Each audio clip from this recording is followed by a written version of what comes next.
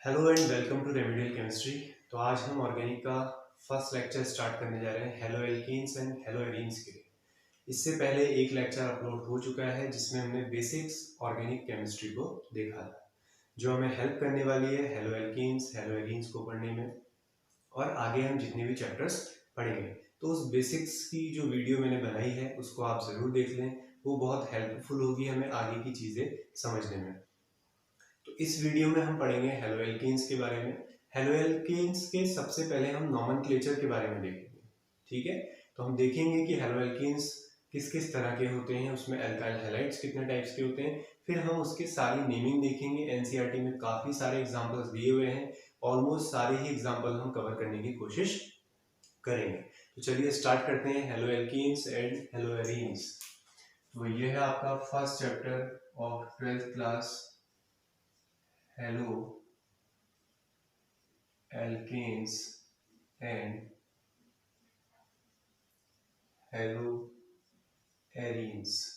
यहाँ से आपको हेलो कर दिया गया है, वेलकम कर दिया गया है ऑर्गेनिक केमिस्ट्री में। तो hello alkenes and haloarenes, तो सबसे पहले हम पढ़ेंगे किसके बारे में, हेलो एल्कीन्स के बारे में। हेलो का मतलब होता है हेलोजेंस और एल्कीन्स का मतलब होता है मीथेन, एथेन, प्रोपेन, ब्यूटेन, ये सब चीजें। तो हेलोजन और एल्कीन्स को जब मिला दिया गया तो उससे बनता है हेलो एल्कीन्स, जिसे हम बोलते हैं ऑल्सो एल्काइल हैलाइड। तो हम उसे एल्काइल हैलाइड भी कहते हैं। तो हेलो एल्कीन्स किससे मिलके बना है, हेलो प्लस एल्केन, यानी कि हेलोजन मिले हैं जिसका सिंबल होता है X, और एल्केन्स मिले हैं जिनको हम दिखा देते हैं कैपिटल R से। तो R और X को जब हम मिला देते हैं तो ये बनता है हमारा हेलो एल्केन, और हम इसे क्या पढ़ते हैं, एल्काइल हैलाइड। ये 11th क्लास में भी थोड़े बेसिक्स हम इनके देखते हैं। फॉर एग्जांपल हेलोजन पे आपने रख दिया Cl और एल्केन्स की जगह आपके पास है मीथेन, एल्केन, मीथेन, एथेन, ये ठीक है। आपने इन दोनों को ऐड किया तो यहाँ से एक हाइड्रोजन जब आप रिमूव करोगे तो उसके साथ आप जोड़ सकते हो एक Cl एटम, तो इसे पढ़ा जाएगा। अभी हमने Rx को क्या कहा था, एल्काइल हैलाइड। अब एल्काइल की जगह कौन है, मिथाइल, और Cl की जगह, X की जगह कौन है, Cl यानी कि क्लोराइड। तो इसका नाम हो जाएगा मिथाइल क्लोराइड। क्लियर है। तो हेलो एल्कीन्स का मतलब क्या है, हेलोजेंस और एल्कीन्स को मिक्स करना। एक्स की जगह Cl रखा है, Br, F, I हम सभी रख सकते हैं, उसकी नेमिंग उसी हिसाब से चेंज हो जाएगी। अब हेलो एल्कीन्स में जब हम और आगे देखते हैं तो हेलो एल्कीन्स और हेलो एरीन्स अगर हम बनाना चाहें तो देखो, जैसे हमारे पास R है, उसको अगर हम RH एल्कीन्स है, this is your alkene, like CH3H, methane पढ़ते हो आप इसे, तो R लगा है तो एल्कीन पढ़ेंगे। तो H को हमने अलग से लिख दिया है RH। अब इसमें आप X को ऐड कर दो, इसमें भी आप X ऐड कर दो, H को हटा के X लगा दो, तो ये बन जाएगा आपका RX और ये भी बन जाएगा RX। अब ये R दो हो सकते हैं, या तो ये R एल्काइल हो सकता है या फिर हो सकता है आपका एराइल, दैट मीन्स एरोमेटिक। तो अगर R आपका क्या हो, एल्काइल हो, तो इसे हम पढ़ेंगे एल्काइल हैलाइड। अगर R यहाँ पर एरोमेटिक हो तो हम इसे पढ़ते हैं एराइल, तो इसका नाम हो जाता है aryl halide. For example R की जगह अगर हम रखते हैं यहाँ पर CH3 और ये Cl, तो ये हो जाएगा मिथाइल क्लोराइड। एराइल यानी कि एरोमेटिक, तो यहाँ पे हम रख देते हैं बेंजीन के ऊपर Cl, जिसे हम कहते हैं क्लोरोबेंजीन। क्लियर है इतनी बात। तो R कैन बी एरोमेटिक और एलिफेटिक, इसे हम बोलते हैं एलिफेटिक।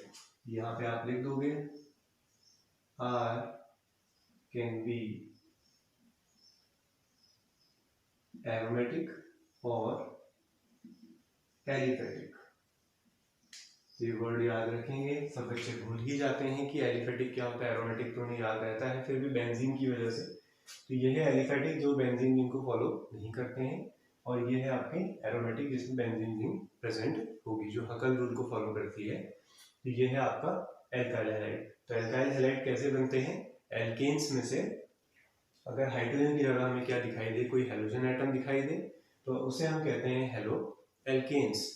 अब हेलो एल्केन्स में अगर R हमारे पास एलिफेटिक है तो हम उसे कहते हैं एल्काइल हैलाइड। अगर R हमारे पास एरोमेटिक है तो हम उसे कहते हैं एराइल हैलाइड। क्लियर है इतनी बातें? चलिए स्टार्ट करते हैं इसका नॉमेनक्लेचर। तो हेडिंग डालेंगे nomenclature of haloalkanes. Nomenclature start करने से पहले हम देख लेते हैं कुछ types of halides. Types of halides में क्या क्या आते हैं आपके, देखिए। इससे पहले जब मैंने ऑर्गेनिक के बेसिक्स अपलोड किए थे तो उसमें मैंने बेंजाइलिक, एलाइलिक, कार्बोकेटाइन्स के बारे में बताया था। बेंजाइलिक क्या होते हैं, एलाइलिक क्या होते हैं, विनाइलिक क्या होते हैं, ये सब चीज़ें मैंने बताई थी। बट यहाँ पर मैंने फिर भी एक एग्जाम्पल लिख दिए हैं, तो हम देखते हैं कि वो क्या होते हैं।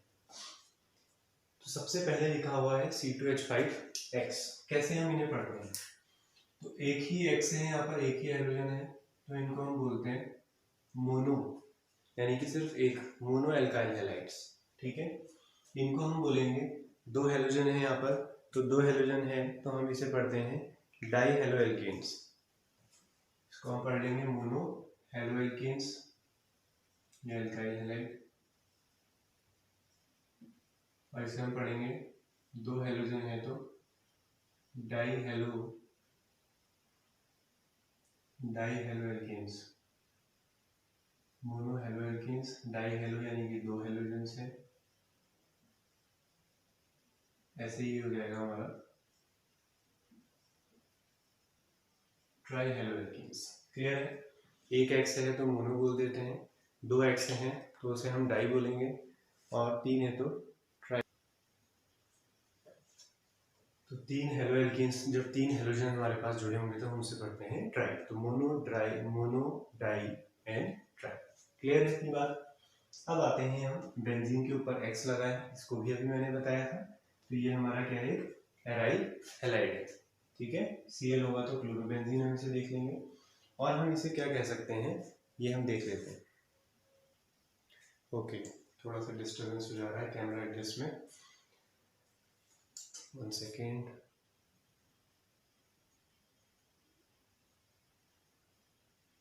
Okay fine. यहाँ पर भी एक एक्स है, यहाँ पर भी एक एक्स था, तो मोनो हेलो एल्केन्स कहा था। यहाँ पर क्या है, एरोमेटिक सिस्टम है, एक हेलोजन है तो मोनो हेलो एरीन्स कहा जाएगा। क्या कहेंगे हम इसे? Mono hello arenes. क्लियर है इतनी बात? नाम लिख देते हैं इसके यहाँ पर, मोनो हेलो। तो चैप्टर का नाम ही है ना हेलो एरीन्स, यानी कि जब हम बेंजीन के अंदर पढ़ेंगे तो हेलो एरीन्स कहेंगे, जब एलिफेटिक्स लेंगे तो हेलो एल्कीन्स कहेंगे। अब दो सब्स्टिट्यूटेड है यहाँ पर, तो इसे हम बोलेंगे डाई हेलो एरीन्स, और इसे आप क्या बोलोगे, ट्राई हेलो एरीन्स कह दोगे। इतनी बातें क्लियर हो रही होंगी।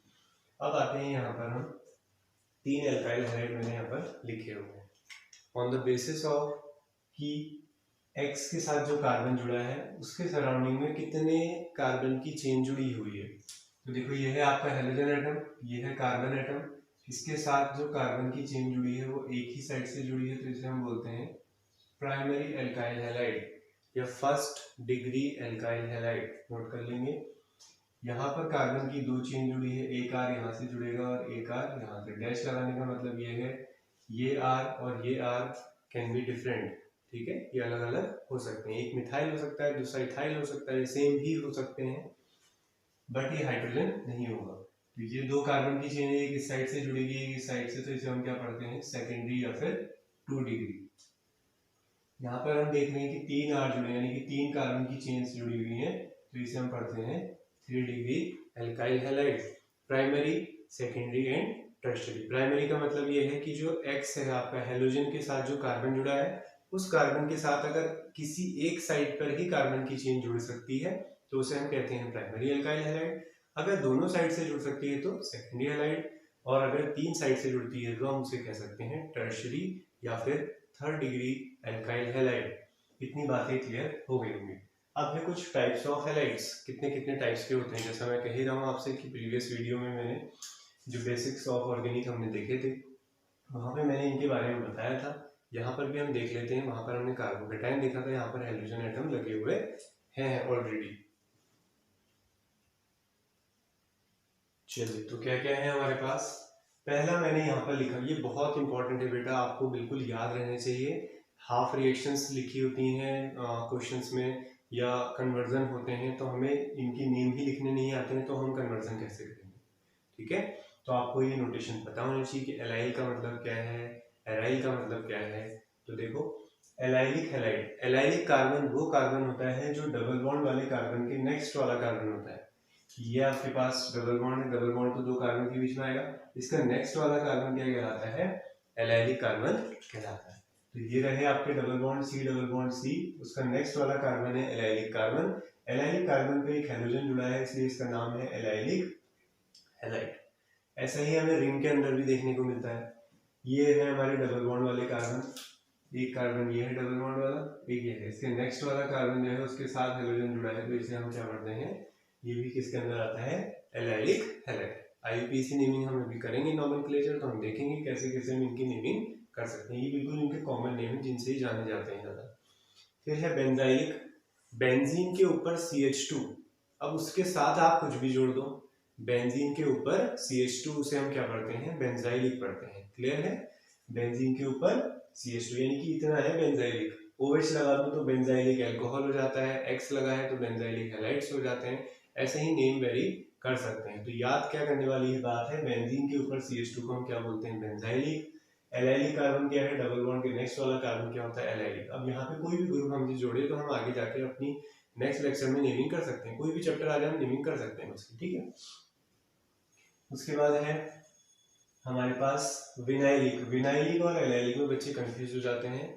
तो विनाइलिक क्या है, डबल बॉन्ड वाला ही कार्बन है।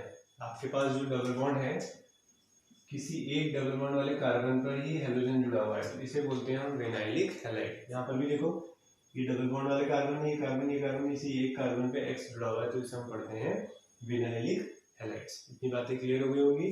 दो हैलाइड्स और लिख लेते हैं। एक होता है विसिनल डाइहैलाइड्स और एक होता है आपका जैम डाइहैलाइड्स। जैम डाइहैलाइड्स का मतलब ये होता है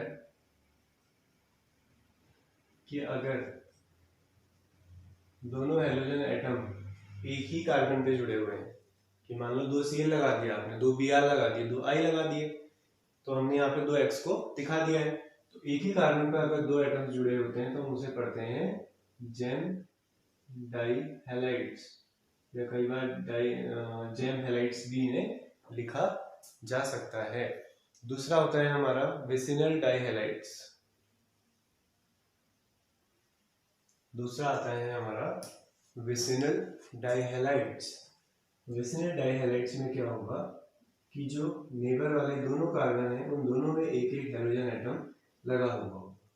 देखो ध्यान देना, दोनों में ही क्या है, हाइड्रोजन एटम लगे हुए हैं, बट एक में एक ही कार्बन में दोनों हाइड्रोजन एटम लगे हैं, बट दूसरे वाले में यानी कि विसिनल डाइहैलाइड्स जिन्हें मैं बोल रहा हूँ, नेबर वाले जो कार्बन है, ये वाला कार्बन उसके नेक्स्ट वाला कार्बन, यहाँ भी एक हाइड्रोजन है, यहाँ भी एक हाइड्रोजन है, तो उन्हें हम क्या पढ़ते हैं, विसिनल डाइहैलाइड्स।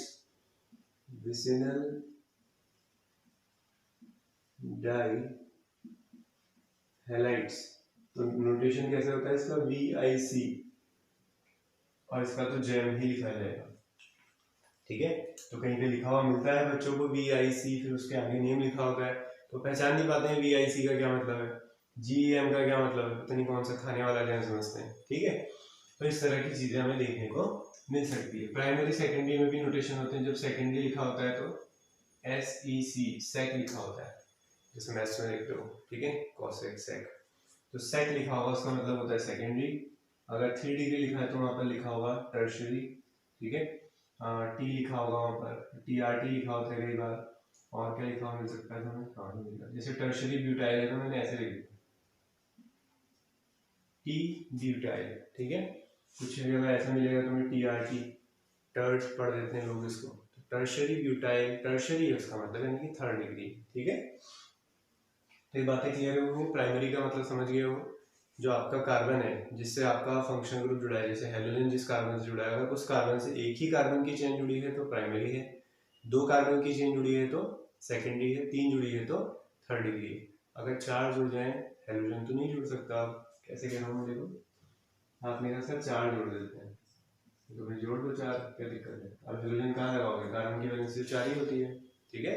तो 3 को लेकर ही आप हेलोजन बना सकते हो, अदरवाइज हेलो एल्केन नहीं बनेगा। लेकिन हाँ 4 एटम्स के लिए भी नेमिंग होती है, बस हेलोजन नहीं लगा सकते, तब हम इसको बोलते हैं नियो, ठीक है। थोड़ा सा पेशेंस रखें, धीरे धीरे हमें सीखनी तो है ही ऑर्गेनिक, अभी तो काफ़ी लंबा सफ़र है, अभी तो स्टार्ट किया है, ठीक है। तो सारी चीज़ें धीरे धीरे आ जाएंगी, तो ऑर्गेनिक में कोई भी प्रॉब्लम आपको नहीं होगी। चलिए अब चलते हैं हम अपने नॉमेनक्लेचर की तरफ। तो अब हम स्टार्ट करते हैं नॉमेनक्लेचर ऑफ हेलो एल्केन्स। तो कुछ बेसिक नॉमेनक्लेचर हम देख ले रहे हैं। देखो पूरा डिटेल में आईयूपीएसी नेमिंग नहीं सिखा रहा हूँ, क्योंकि वो हम 11th क्लास में पढ़ते हैं पूरी डिटेल में आईयूपीएसी नेमिंग, बट यहाँ पर जितने भी ऑर्गेनिक में पढ़ाऊंगा, जितने भी कंपाउंड्स आएंगे, उनकी सबकी नेमिंग लिखाने की जिम्मेदारी मेरी है, ठीक है।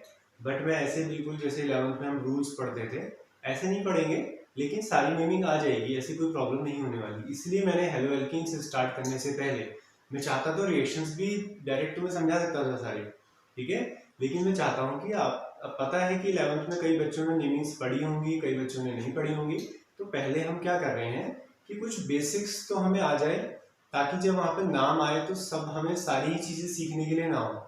कुछ चीज़ें ऐसी भी तो होनी चाहिए जो आपको पहले से आए, कि मैं रिएक्शन लिखाऊं, आपको रिएक्शन भी ना पता हो, सबस्ट्रेट क्या रखा है यानी कि रिएक्टेंट क्या रखा है उसका भी नहीं पता, प्रोडक्ट का भी नहीं पता, कुछ भी नहीं पता, तो बहुत सारी चीज़ें हो जाएंगी बेटा याद करने के लिए, ठीक है। तो इसलिए कुछ बेसिक्स नेमिंग हम देख रहे हैं जो हमें बार बार जब हमारे प्रोडक्ट्स फॉर्म होंगे उसमें देखने को मिल सकती है। चलिए स्टार्ट करते हैं नॉमेनक्लेचर में। तो नॉमेनक्लेचर में पहला एग्जांपल हमारा है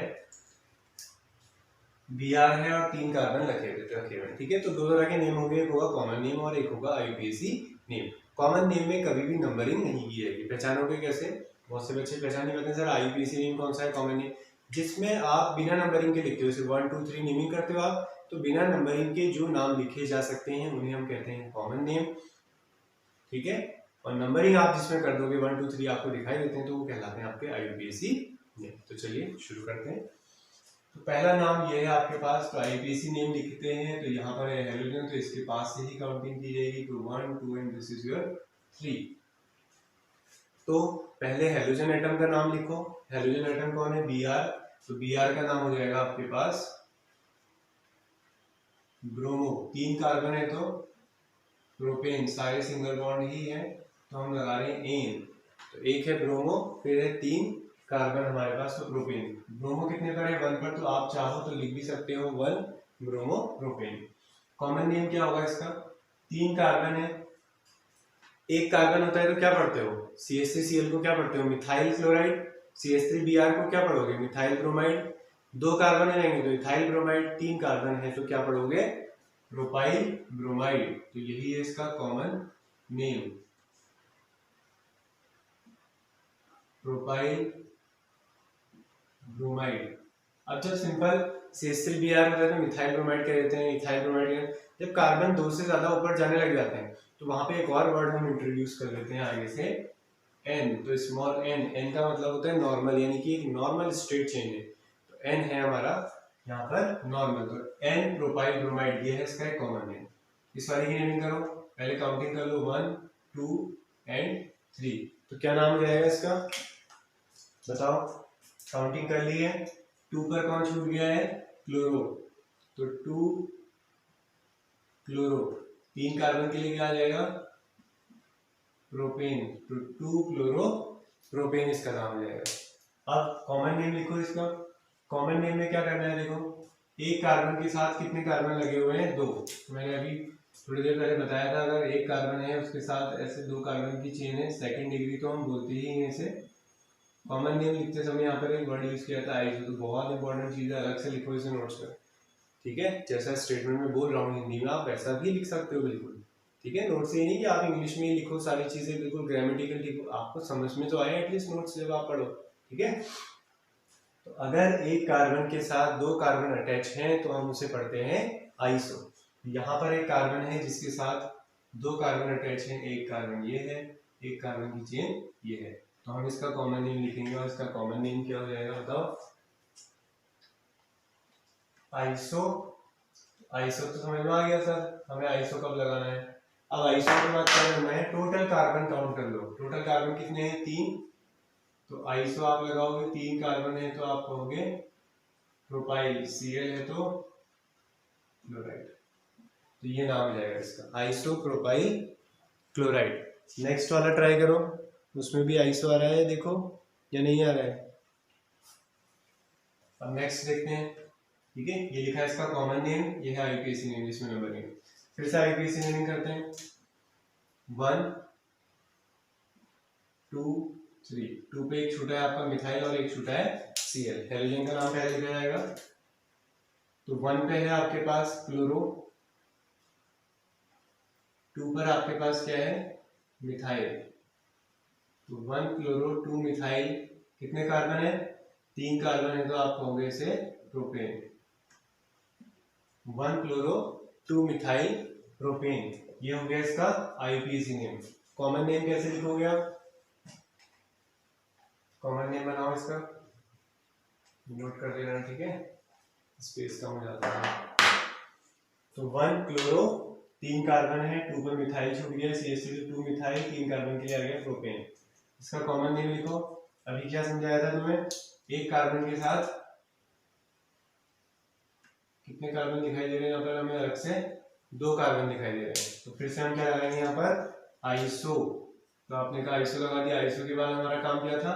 टोटल कार्बन काउंट करने हैं। टोटल कार्बन काउंट करो, कितने हैं? 1 2 3 एंड 4।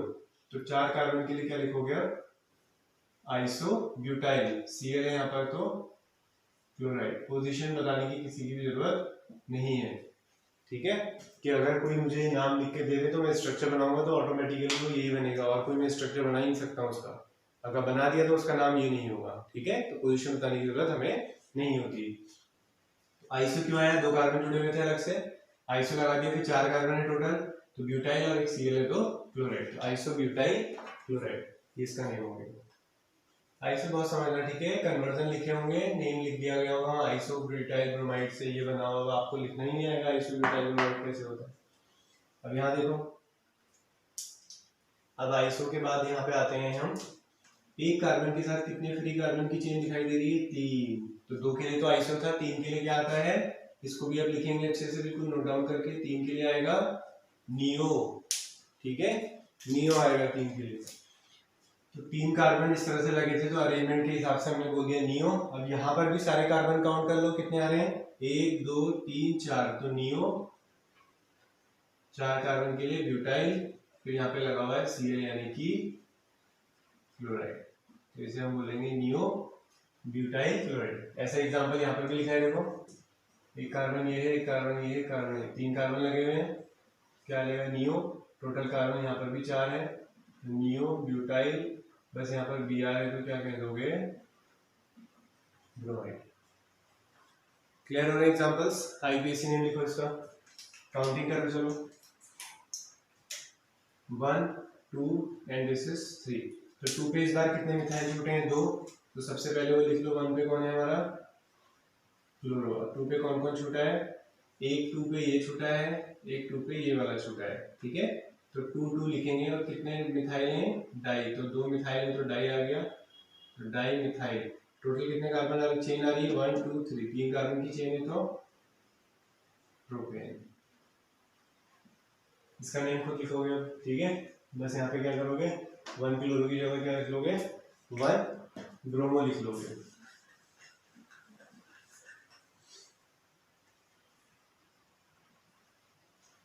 चलो, अब इसे देखो, क्या नाम होगा इसका? आईपीसी काउंटिंग करो इसकी जगह, 1 2 3। तो 2 पर ब्रोमीन भी छूट रहा है और 2 पर मिथाइल भी छूटेगा, ठीक है। तो लिख देते हैं, 2 ब्रोमो और 2 पे कौन है? मिथाइल। तो 2 ब्रोमो 2 मिथाइल, 3 कार्बन के लिए क्या आ जाएगा? प्रोपेन आएगा।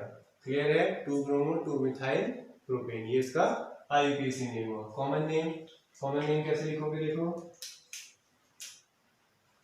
नेमिंग हटा लेते हैं। एक कार्बन के साथ कितने कार्बन जुड़े हैं, 3 कार्बन जुड़े हैं, तो इसे क्या कहोगे, नियो लगाओगे इसके लिए, तो लगाओ नियो लगाने के बाद क्या लिखोगे, और क्या बोल सकते हो इसे, 3rd डिग्री भी तो बोल सकते हैं ना।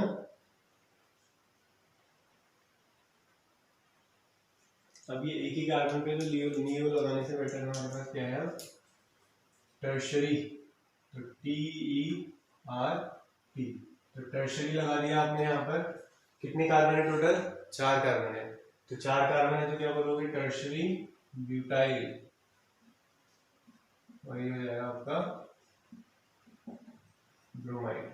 ठीक है, न्यू वाला है, बस इतना फर्क आ जा रहा है यहाँ पर कि एक कार्बन, फिर ये यहाँ पे ऐसे एक्स, तो ये 3 हमारे कार्बन फ्री थे, इसके नेक्स्ट वाले कार्बन पे हमारे हाइड्रोजन एटम था।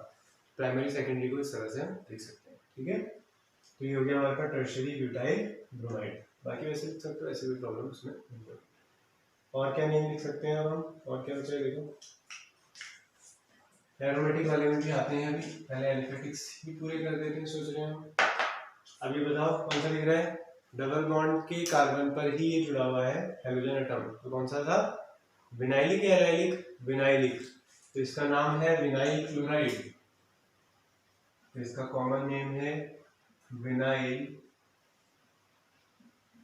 क्लोराइड। नेमिंग करोगे तो ये है 1 और ये है 2, तो 1 क्लोरो, 2 कार्बन है एथ और डबल बॉन्ड है तो ईन, तो 1 क्लोरो इथीन, तो क्लोरो इथीन भी बोल देते हैं। दूसरा वाला कार्बन देखो, डबल बॉन्ड के नेक्स्ट वाले कार्बन पे हाइड्रोजन एटम जुड़ा है, तो कौन सा था, एलाइल, तो इसका नाम है एलाइल ब्रोमाइड, एलाइल ब्रोमाइड। अब ये मत सोचना कि कार्बन हमें बताने पड़ेंगे, भाई एलाइल का मतलब क्या है कि 2 कार्बन होंगे, 3rd वाले कार्बन पे हाइड्रोजन एटम जुड़ा हुआ, तो पता चल गया ना 3 कार्बन है, तो क्या बताने की जरूरत है यहाँ पे प्रोपेन वगैरह। ठीक है, तो जरूरत नहीं पड़ेगी। क्लियर है इतनी बात, देखो एलाइल ब्रोमाइड, नेमिंग कर लो 1 2 3, तो हाइड्रोजन के पास से 1 2 3, तो कितना आ जाएगा ये, सेकेंड।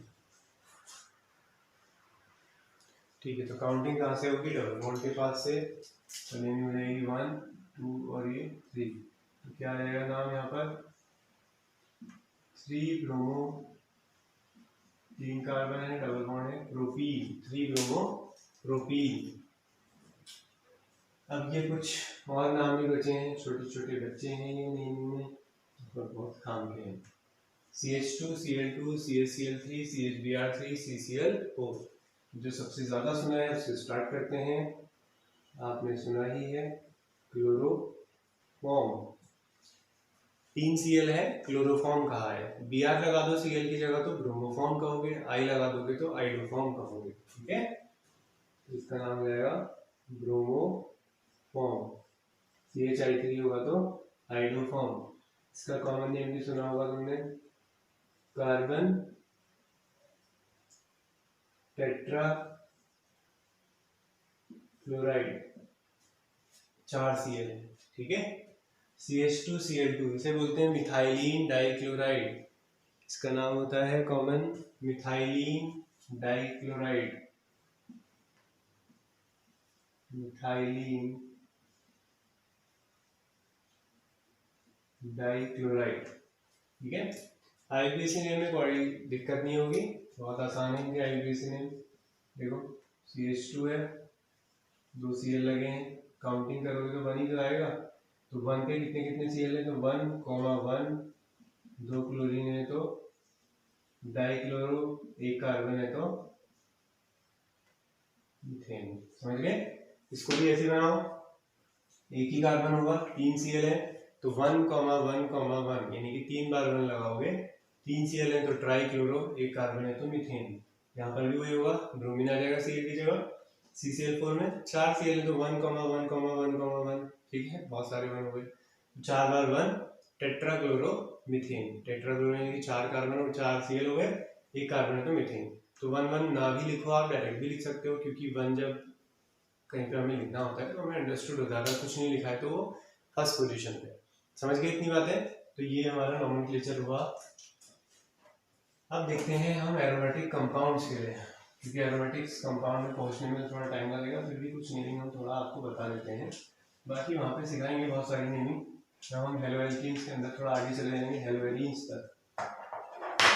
यहाँ पे मैं एक कंफ्यूजन क्लियर करना चाहता हूँ बच्चों का, जो उन्होंने 11th से ऑर्थो मेटा पैरा रटे हुए हैं, ठीक है, उनके लिए ऑर्थो मेटा पैरा यहीं पर है हमेशा। पता नहीं किसने उनसे फिक्स करवाया है, कौन है वो शख्स पता नहीं। वो कहते हैं ये है ऑर्थो, ये है मेटा और ये है पैरा। बेंजीन में भी बता देते हैं वो ऑर्थो मेटा पैरा कहाँ पर है, ठीक है। कहते हैं ये पोजीशन ऑर्थो। भाई कैसे? मुझे तो सारे सिमिलर लग रहे हैं, इस कार्बन और इस कार्बन मुझे तो कोई डिफरेंस नहीं दिख रहा है, ठीक है। कुछ को अभी दिख भी जा रहा होगा। अगर मैं ऐसे बनाऊं इसको, अगर हम रिंग बनाएं तो क्या अभी भी डिफरेंस नजर आ रहा है? नहीं, सारे कार्बन तो एक जैसे हैं। तो आप कैसे कह सकते हो कि ये पोजीशन ऑर्थो, ये मेटा है और ये पैरा है, ठीक है। जब तक आप उस पर सब्सटीट्यूएंट नहीं लगाओगे, यानी कि कुछ और फंक्शनल ग्रुप नहीं जुड़ा होगा, तब तक आप उसको ऑर्थो मेटा पैरा नहीं कह सकते। समझ रहे हो? देखो, ये मत कहना कि सर हमने तो ऐसे ही याद किए थे, तुम तो कुछ भी याद कर लेते हो। तो ये है आपके पास बेंजीन, यहाँ पे मैंने लगाया है हेलोजन। अब बात करोगे आप हेलोजन के साथ कि भाई इसकी कौन सी पोजीशन ऑर्थो है, कौन सी मेटा है और कौन सी पैरा है, ठीक है। देखो, हेलोजन के नेक्स्ट वाले कार्बन को हम बोलेंगे, हेलोजन के किसी भी सब्स्टिट्यूएंट के नेक्स्ट वाले कार्बन को ऑर्थो, उसके नेक्स्ट वाले कार्बन को Meta, and next is para. ऐसे ये ऑर्थो, ये मेटा और ये पैरा। अब यहाँ पे दिक्कत क्या आती है? बच्चों ने रटा होता है कि यहाँ ऑर्थो, यहाँ मेटा और यहाँ पैरा। तो यहाँ पर अगर सब्स्टिट्यूएंट लगा है, मैंने क्या कहा है, सॉरी, ऑर्थो के नेक्स्ट वाला कार्बन, सॉरी हेलोजन जो भी सब्स्टिट्यूएंट जुड़ा है उसके नेक्स्ट वाला कार्बन क्या है आपका? ऑर्थो है।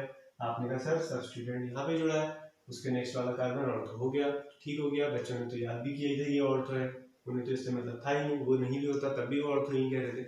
लेकिन अगर यहाँ पर मैं एक्स लगा देता हूँ तब हो जाती है प्रॉब्लम। बच्चों ने तो याद किया होता है सर ऑर्थो मेटा और ये para, sorry ortho sir Meta है, मेटा पोजीशन बता देते हैं उसको। ऐसा बिल्कुल भी नहीं है। हेलोजन एटम यहाँ जोड़ दिया, सब्स्टिट्यूएंट जुड़ गया है, सब्स्टिट्यूएंट के नेक्स्ट वाला कार्बन क्या होगा फिर? अब ऑर्थो हो जाएगा।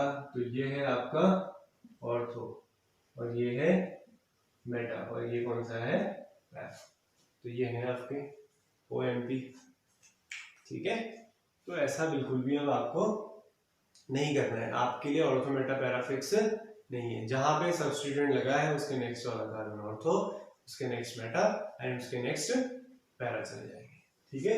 यहाँ पर देखते हैं, तो ये लगा हुआ है, ठीक है। तो इस पे रिप्रेजेंट करो अगर ऑर्थो, तो एक पोजीशन ये है ऑर्थो, ये पोजीशन ऑर्थो, ये मेटा और ये पैरा, ठीक है। इसके हिसाब से देखोगे तो ये ऑर्थो, इसके हिसाब से ये ऑर्थो, इसके हिसाब से ये ऑर्थो, इसके हिसाब से ये ऑर्थो।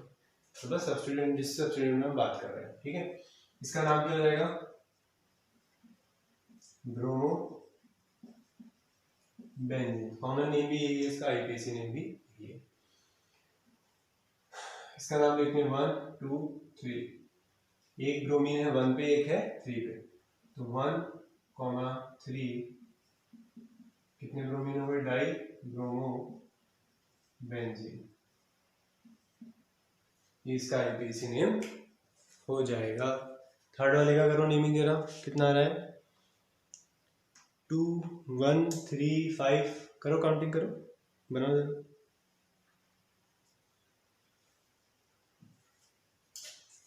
ठीक है, तो ये है 1, फिर आएगा 2, फिर आता है 3, फिर 1 2 3 4 एंड ये 5। तो क्या क्या आ जाएंगे नाम फिर? देखो 1 3 एंड 5, क्या कहोगे इसे? Tribromo benzene. एक कॉमन नेम भी है इसका, SYM लिखा होगा इसमें, सिमेट्रिक ट्राइब्रोमो बेंजीन, ऐसे लिखा होगा उसका नाम, ट्राई ब्रोमो बेंजीन। अब SYM का मतलब होता है यहाँ पर सिमेट्रिक, ठीक है।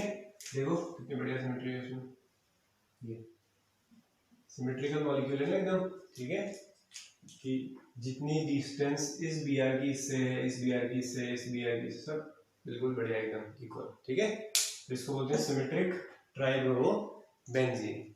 अब देखो ट्राइब्रोमो है, अगर मैं खाली ट्राइब्रोमो बेंजीन लिखूं, आप कहोगे सर ट्राइब्रोमो बेंजीन तो वैसे ही बना सकते हैं, एक Br यहाँ, एक Br यहाँ, एक Br यहाँ, या एक यहाँ, कहीं भी लगाओ, नाम बदल सकते हैं। लेकिन मैंने कहा सिमेट्रिक बेटा, तो एक Br के बाद जो दूसरा Br आएगा और सब में क्या होगी, बिल्कुल इक्वल डिस्टेंस होगी, बिल्कुल सब में इक्वल गैप होगा, यहाँ से यहाँ डिस्टेंस, यहाँ से यहाँ डिस्टेंस, सब जगह बराबर होगी, ठीक है। तो उसको हम बोलते हैं सिमेट्रिक ट्राइब्रोमो बेंजीन। इसका एक और नाम है, अब बताओ इस Br के हिसाब से कौन सी पोजीशन पे लगा है, ये पोजीशन थी ऑर्थो और ये थी मेटा, तो मेटा पे लगा हुआ है, तो इसे हम बोलते हैं मेटा।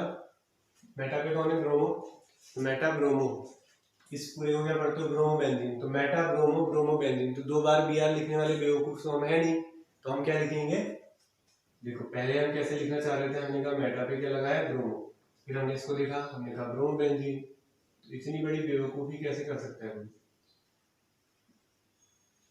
ठीक है। तो हम क्या लिखेंगे उसे, मेटा डाइब्रोमो बेंजीन। अब कुछ बच्चे इसमें समझ लेते हैं सर डाइब्रोमो यानी कि मेटा पे 2 ब्रोमीन लगे हुए हैं, ऐसा नहीं है बेटा, ठीक है, समझो चीजों को, अब से तो नहीं करोगे ना मिस्टेक्स। डाइब्रोमो का मतलब ये नहीं कि यहाँ पे 2 ब्रोमीन लगा दिया आपने, किसके मेटा पे लगा रहे हो 2 ब्रोमीन, मान लो लगा दी तुमने, चलो लगा देते हैं, तुम्हें इसी में खुशी मिलती है तो ऐसा कर देते हैं, लगा दी। अब कहाँ है इसमें ऑर्थो और Meta para, ortho Meta para, तो इसके हिसाब से देखोगे ना, इसके ऑर्थो इसके मेटा पे तो कुछ है ही नहीं है, इसको देखोगे तो इसका ऑर्थो ये है, ऑर्थो ये है, मेटा ये है, तो अब कहाँ लगा है कुछ, ठीक है। तो वो इस वजह से ऐसा लिखा जा रहा है, मेटा डाइब्रोमो कहने का मतलब ये है कि एक ब्रोमीन मेटा पे लगा हुआ है और एक पूरा ब्रोमो बेंजीन है, जिसके हिसाब से आप मेटा उसको बोल सकते हो। तो इतनी नेमिंग काफ़ी है इस क्लास के लिए। नेक्स्ट क्लास में अब हम रिएक्शन फाइनली स्टार्ट कर ही देंगे, तो मैं ऑर्गेनिक में आपको धीरे धीरे ले जा रहा हूँ, क्योंकि सबकी प्रॉब्लम यही रहती है कि इतने साल हो गए हैं पढ़ाते हुए, सारे बच्चे यही कहते रहते हैं कि सर बस ऑर्गेनिक में प्रॉब्लम आती है, ठीक है। तो अब तक का रिकॉर्ड तो अच्छा रहा है हमारा ऑर्गेनिक का, तो आगे भी अच्छा रहेगा, तो बस जुड़े रहें साथ और बेसिक्स को सीखते हुए चलें। ऐसा नहीं कि जैसे ही हेलो एल्केन्स की रिएक्शन शुरू होगी सर वहीं से रटना शुरू करेंगे, ऐसा नहीं है बेटा। समझो बेसिक्स समझने की चीज़ें हैं ऑर्गेनिक। हाँ मैं मानता हूँ कि काफ़ी सारी चीज़ें ऑर्गेनिक में रटने की है, लेकिन चीज़ें पहले हमें रटनी तो पड़ती हैं, फिर उसके बाद ही तो हम याद करते हैं, ठीक है। तो किसी चीज़ को हम रिपीट करते रहते हैं तो उसे रटना ही कहते हैं, जब हमें वो याद हो जाता है, मेमोराइज हो जाता है, तो हम कहते हैं हमें याद हो गया। तो कई सारी चीज़ें यहाँ पर ऑर्गेनिक में ऐसी होती हैं कि जिनकी पूरी प्रोसेस नहीं बताई जाती है, इसलिए हम बच्चे कह देते हैं सब उसको कि सर हमें रटना पड़ता है। तो सारी प्रोसेस समझने लायक ऑर्गेनिक की आप अभी नहीं होते हो।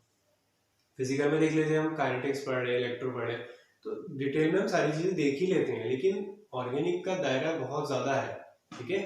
तो पहले 12th स्टैंडर्ड 11th स्टैंडर्ड में 11th में भी देखो पहले आपको सिर्फ इफेक्ट पढ़ाए गए थे और नॉमेनक्लेचर सिखाया गया था, यहीं के लिए तो तैयार किया गया था कि 4-5 चैप्टर हमें ऑर्गेनिक के जब देख रहे हैं तो नॉमेनक्लेचर नेमिंग आनी चाहिए, तो क्या क्या सीखते हैं हम, ठीक है।